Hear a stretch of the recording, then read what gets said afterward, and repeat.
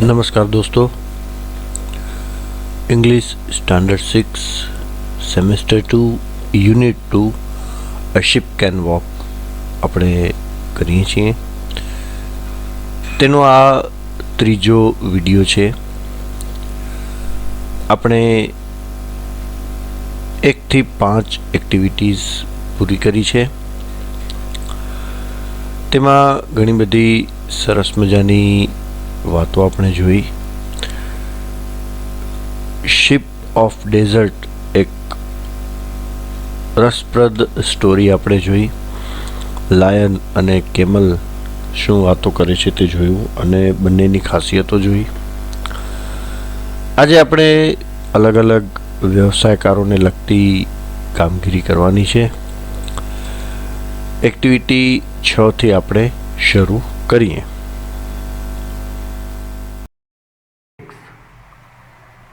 Study the example. Write a request for each picture. કોઈ વ્યવસાયકારનું ચિત્ર આપેલું છે, તેની નીચે જે લાઈન આપી છે તે વાંચી સમજવાની છે અને તેના ઉપરથી તે વ્યક્તિને આપણે રિક્વેસ્ટ કરવાની છે. આપણે જોઈ શકીએ છીએ ધીસ ઇઝ અ ડોક્ટર. નીચે વાક્ય લખ્યું છે કેન ક્યોર ટૂથએચ. ઉદાહરણ આપણે આ રીતે બનાવવાનું છે. Doctor Rakeshbhai, will you please cure my toothache. ડૉક્ટરને નામ આપણે આપણી રીતે આપી દેવાનું છે. બીજું ચિત્ર એક ટેલરનું છે. Ravjibhai tailor, will you please stitch my shirt. અહીં વાક્ય આપેલું છે કેન સ્ટીચ અ શર્ટ.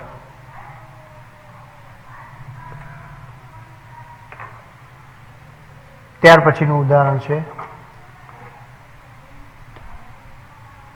એક વ્યક્તિ ફર્નિચર બનાવે છે, સુતારી કામ કરે છે. Can make furniture. Ravjibhai carpenter, will you please make my furniture.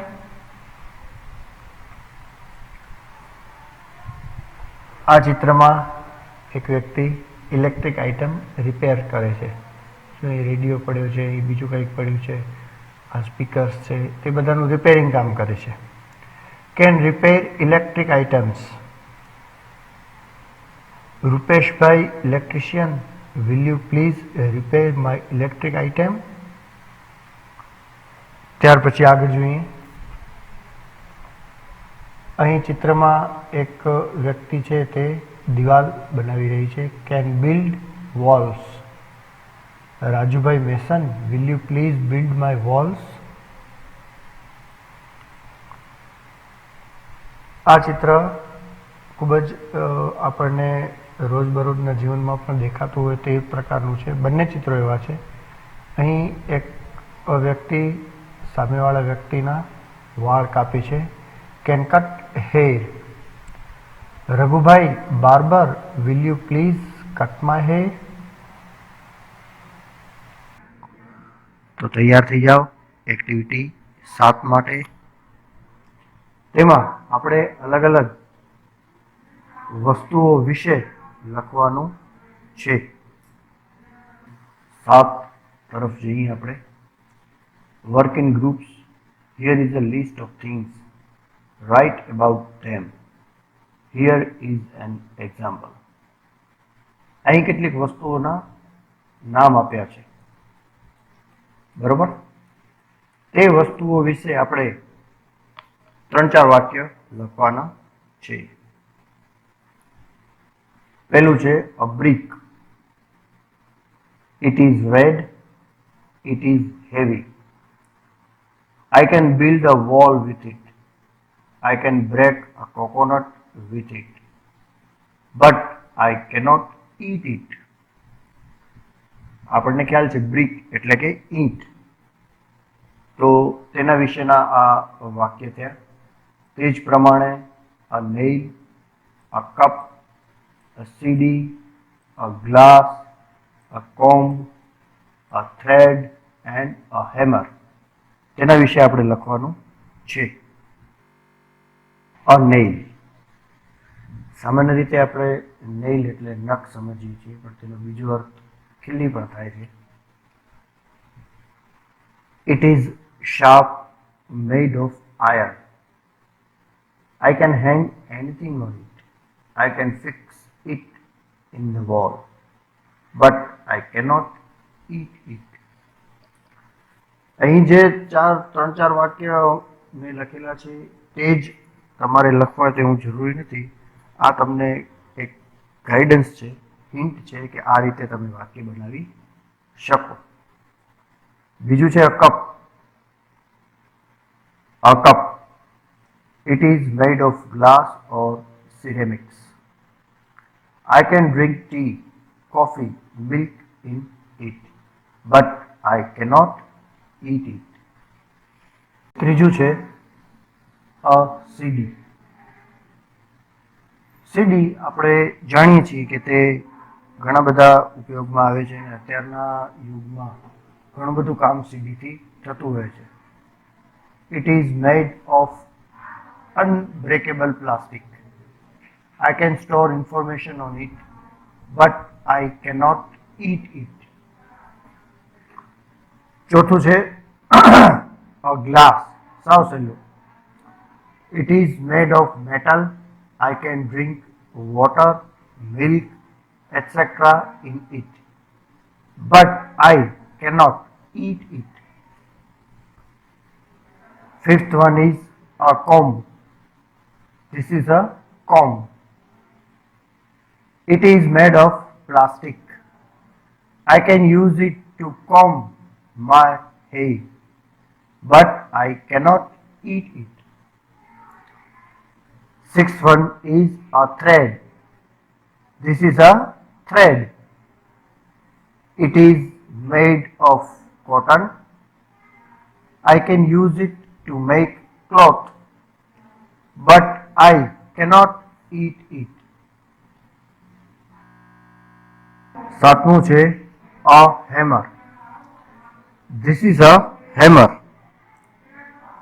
It is made of iron. I can use it to fix nail in wall, but I cannot eat it. Eighth, a computer.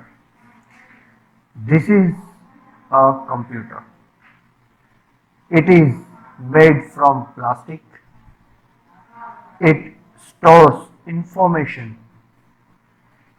I can use it everywhere nowadays, but I cannot eat it. And the last one is a sheet of paper. This is a sheet of paper. એટલે કે પાનું જેમાં આપણે લખીએ.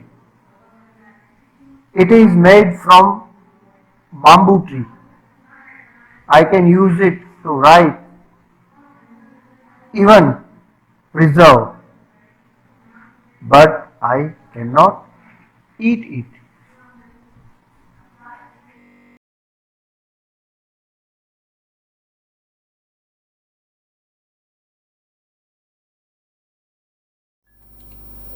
Activity 8A work in pairs. નીચેના વાક્યો મોટેથી વાંચો અને સરખા ઉચ્ચારવાળા શબ્દો નીચે લીટી કરો. વાક્યમાં બે શબ્દ એવા આવશે કે જેનો ઉચ્ચાર સરખો હશે, તે આપણે જોશું, સમજશું અને ત્યાં અંડરલાઈન કરશું.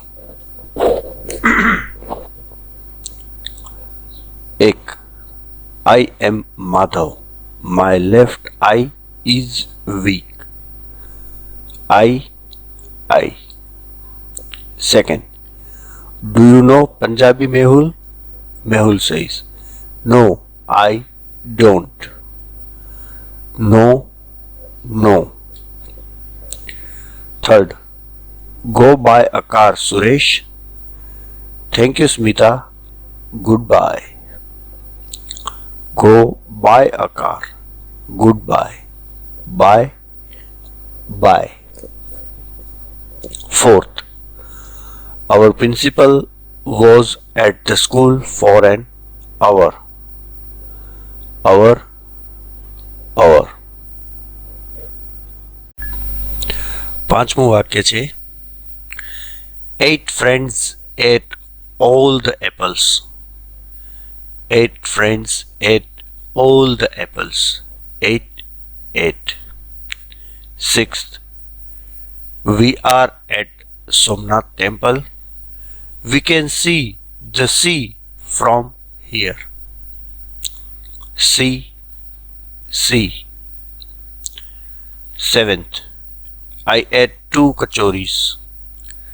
I can take one more. 2.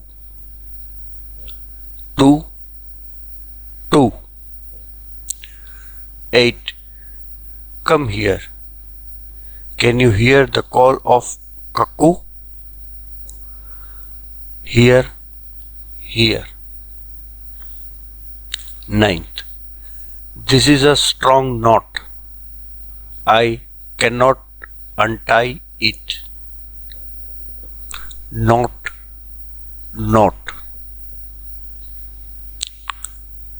10th, this is the last week before the examination. Mitali is still weak in her studies. Weak.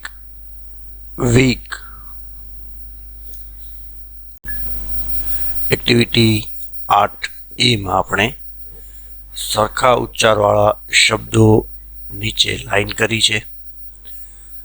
આ જે શબ્દો છે તેના અર્થ આપણે જોઈ લઈએ. આઈ તેનો અર્થ થાય છે હું. EYE એટલે આંખ. OUR અવર અમારું. અવર કલાક. અહીં H સાયલેન્ટ છે તેનો આપણે ઉચ્ચાર કરતા નથી. તે જ રીતે નો, K અને W બંને સાયલેન્ટ થાય છે. અર્થ થાય છે જાણવું. આ શબ્દનો ઉચ્ચાર નો છે. તે જ રીતે નો તેનો અર્થ થાય છે ના અથવા તો ના કહેવી. 8 ઘણા 8 એવો ઉચ્ચાર કરે છે. આનો ઉચ્ચાર 8 પણ થાય અને 8 પણ થાય. તેનો અર્થ થાય છે 8. ATE 8 જે ઈટનું ભૂતકાળનું રૂપ છે તેનો અર્થ થાય છે ખાધું. તે જ રીતે બાય થી અથવા તો વડે કોઈ પણ વસ્તુનો ઉપયોગ કરીએ ત્યારે આપણે જે વાપરીએ છીએ તે છે બાય. અને BYE બાય તેનો અર્થ થાય છે આવજો. જ્યારે આપણે છૂટા પડતી વખતે બોલીએ છીએ તે. સી એટલે જોવું. અને છેલ્લો ઈ કાઢી નાખીને એ ઉમેરી દઈએ SEAC તો તેનો અર્થ ફરી જાય છે તે છે સમુદ્ર. 2 TWO2 એટલે બે. TOO2 તેનો અર્થ પણ થાય છે જે કાંઈ પણ વસ્તુ વધારાની આપણે ઉમેરતા હોઈએ છીએ બોલતી વખતે, લખતી વખતે અને સમજતી વખતે તે વધારવા માટે ટુ વપરાય છે. હિયર અહીં. હિયર એટલે સાંભળવું. સ્પેલિંગ બધાના અલગ અલગ હોય છે. ઉચ્ચાર સરખા હોય છે. નોટ અહીં પણ કે સાયલેન્ટ છે. નોટ એનો અર્થ થાય છે ગાંઠ. નોટ તેનો અર્થ થાય છે નહીં. એટલે કે ના પાડવા માટે આપણે નોટ વાપરતા હોઈએ છીએ. છેલ્લી જોડી છે વીક. WEEK વીક એટલે અઠવાડિયું. WEAK વીક એનો અર્થ થાય છે નબળું. તો આ જ રીતે સરખા ઉચ્ચારવાળા જે શબ્દો છે તેના અર્થ અલગ અલગ થાય છે અને તેથી વાક્યના અર્થ પણ બદલી જતા હોય છે. And now this is the time for homework. You have to write some sentences about these things: bicycle, kite and television. આ ત્રણેય વસ્તુઓ વિશે દરેક વિશે અલગ અલગ થોડા વાક્ય તમારે લખવાના છે.